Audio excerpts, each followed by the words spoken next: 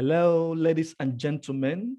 This is Kingsley Ejiofor Eze bringing you the different business solutions as usual. Today, we will bring in a core aspect of business, which we all know as business risks. The different business risks associated with different businesses and how best to mitigate these risks. What causes these risks? At what point can this risk seriously impact businesses? How can we mitigate them? What are the best researched, proven methodologies to mitigate this risk? These are more we will be discussing today. So let's go ahead as I bring you the full details. Okay, as you can see on my screen, how to mitigate business risk. Now, first and foremost, there's a popular statement that says knowledge is power. We've all heard this. If you've not heard it, the problem is a popular statement that says knowledge is power. But I want to tell you that instead of saying knowledge is power, applied knowledge is power. It's not about much. It's not much about what you know. It's actually what you do with what you know that makes the difference. So applied knowledge is power. First, what is business risk? What are those core components that when we see them exist in our businesses, in our organizations, we can say these are core risks. What can we do to mitigate them? First, let's break it down. We want to simplify it as much as possible. Different authors, different organizations, different, Investopedia, different encyclopedias have brought different concepts of what a business risk is, but I'm going to bring it down to the simplest, form. A business risk is the exposure a company, an organization, a business, a trade, small, medium, large organizations faces, the factors that lowers its profitability and can possibly lead to the failure of the organization. This is the generic, simplest meaning of business risk. According to Investopedia, it says business risk is the exposure a company or organization has to factors that lowers its profit or leads to its failure. I can possibly tell you with all researched facts that anything that threatens an organization's ability to achieve its financial goal is considered a business risk. Also, anything that threatens the sustainability of any brand, be it a micro brand, be it a small brand, be it a medium brand, be it a large brand, anything that threatens the sustainability of any brand is a business risk. That is called a business risk does not mean that it is only businesses that face such risk. Corporate organizations also face such risk. Enterprises also face such risk, including football clubs. Different, aspects of organizations and businesses face this risk. Okay, what are the risk management processes? There are 4 categorized risk management processes. And I want to start with the known, then to the unknown. The first step in risk management process is to identify the risk. So you've run an organization, or you've done an apprentice, or you've researched about an organization, or you have monitored a trend, or you have monitored a business, and then you've identified some specific risk over a period of time. So first, what are the identified risks? Okay, let's break it down. For a manufacturing business, for instance, one of its identified business risks will be downtime in machine operations. So Whenever the machines shut down due to low maintenance or poor maintenance or inevitable operational challenges, that is a downtime, and that is a business risk because it affects the production, it affects the profitability, and it also affects the returns for investors. Now, that's an identified business risk. Now, in your business, in your organization, in your enterprise, what are those business risks that have occurred in the past or that occur consistently? So the first thing to do as a management personnel is to identify your business risk. So you scroll back to your historical data. What are the constant recurring business risks over a period of time? So you identify what these risks are and you jot them down. Then the next is to assess the risk. So once you have done identifying the risk, I would say list as many risks as possible, which you have identified from your historical data that occur in your organization, in your business, in your enterprise. After identifying the risk, the next aspect is to assess the risk. So you assess the risks based on the impact of these risks to your operations. So are they low scale risk? Are they high impact risk? To what extent, to what degree does this risk affect your production? To what degree does this risk affect operations? To what degree does this risk affect return on investment? So you assess this risk based on, medium-term impact, short-term impact, long-term impact, and the degree of the impact. So after assessing this risk, next is the control measures. What are the control measures you will put on ground to ensure these identified risk does not reoccur? Now, the identified methods can vary based on different organizations.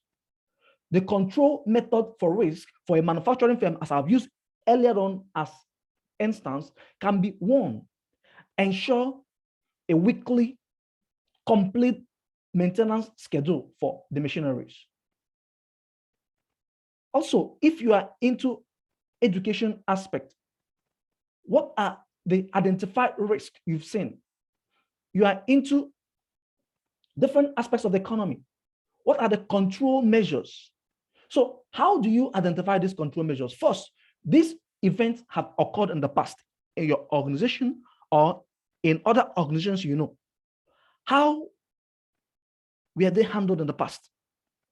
So you see, the way they were handled in the past will give you a clue on the way they were controlled in the past. Now, the way they were controlled in the past is one of the control methods for this risk. So the control methods vary. I don't want to use specific, control methods because different organizations have different control methods for their risk. So you sit down and look at your organization. What risk have you had in the past?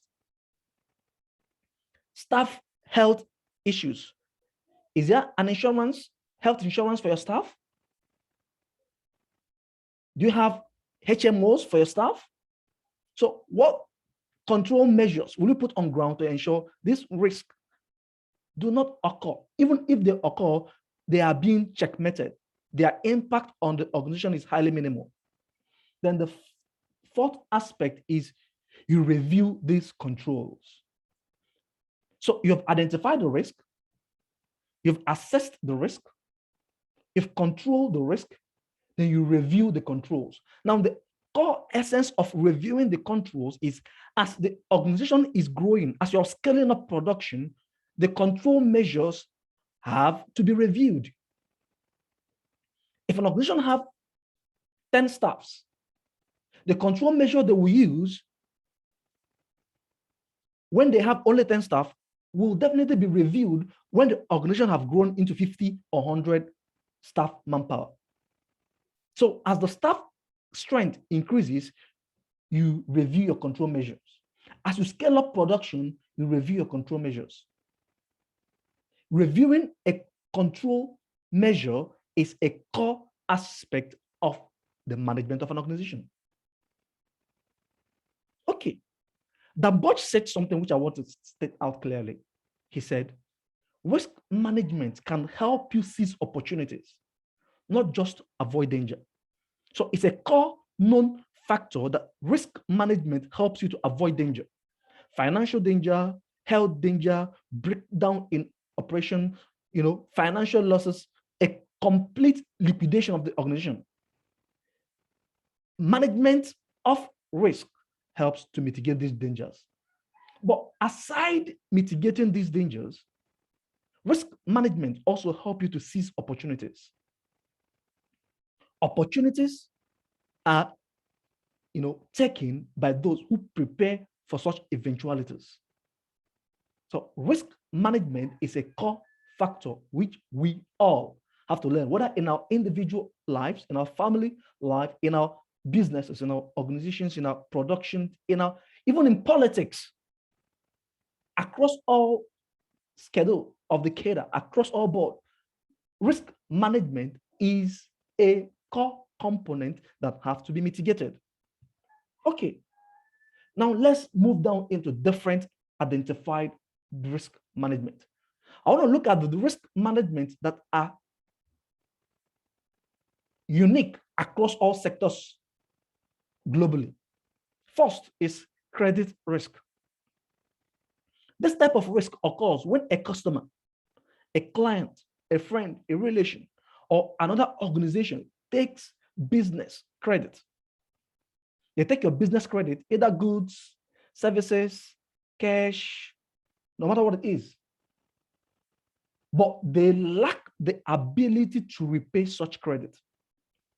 So an organization gives goods to a client, and this client was presumed by them to be credit worthy. But the client have some factors affecting their own operations and they couldn't repay at the expected time. This is a core credit risk. Now, this will affect the business that gave them the credit. It will affect their operations. It will affect their returns on investment. It will affect their scaling up. Imagine if you have 20 clients and they are all having a credit risk challenge in your operations. How do you sustain production? How do you sustain operations? How do you sustain growth? How do you sustain your organization? Credit risk can make or mar an organization. If an organization gives business credit to entities or individuals who are presumed to be credit worthy, but they actually, in fact, are not credit worthy, the credit giver's return will be highly, highly diminished. So credit worthiness is a core research that you have to do before you give credit facility to anybody, to any organization, to any client. You have to, first of all, check their credit worthiness and give them core documents to sign that will help you to liquidate the credit if they refuse to pay at a given time. No, credit risk is a core risk which must be factored into organizations' policies. In your policy document, your credit risk have to be factored in. No, if an organization gives business credit, to its entities, and the entity you gave business credit returns the business credit on time, what happens? It fosters growth. It fosters operations. It fosters creativity. And both organizations will have a win-win situation. However, if it's a bad credit, it will mar the returns on investment. So a credit risk is a core risk that have to be factored into operations and must be ensured that it does not occur. But in your policy document, you have categorized it using the processes earlier mentioned: identifying of risk, assessing the risk, control the risk, and reviewing of your control. If you have identified this risk as a continuous occurring risk in your business, what are the control measures you are putting in place, or you've put in place, or you will put in place after this to ensure this risk does not occur again? So credit risk have to be mitigated for the sustainability of any organization. Now, next is climate risk. This type of risk is caused by changes in climatic conditions. Individuals, organizational management have little or no control over this type of risk. It's an act of nature. So an example of climate risk is tsunami, flooding, typhoon, volcanic eruptions, earthquake, and other types of natural disasters. When this type of risk occur, at the moment, you have no control over them. You can only work to ensure their impact is mitigated as much as you can. However, if you have done your risk management process adequately, you should be able to identify regions that have a constant reoccurrence of climate risk. If I've identified these regions, you assess the impact of this risk and your expected return in business from those locations. Then you now, in your organizational policy, map out your control measures that will help to mitigate this risk. And then you review your controls. Management of organizations located in an area that are prone to climatic risk have to deliberately decide to constantly study the meteorological predictions to enable them mitigate the effect of this type of risk. Climatic risk are risks that most times are being predicted by meteorologists. So if you get a prediction earlier on, so your organization is expected to act for prevention. So you're in an environment that earthquakes occur often. What do? You factor in, earthquake minimization techniques that the science have discovered in architectural development that will help you to mitigate the impact of this earthquake in your business. If it calls to relocate that business to an environment that have minimal, exposure to this type of climatic risk, fine and good enough. You can relocate the business to an environment that have minimal impact of this type of climatic risk, and then produce in that environment and distribute to the environment that have your demand, but they're prone to climatic risk.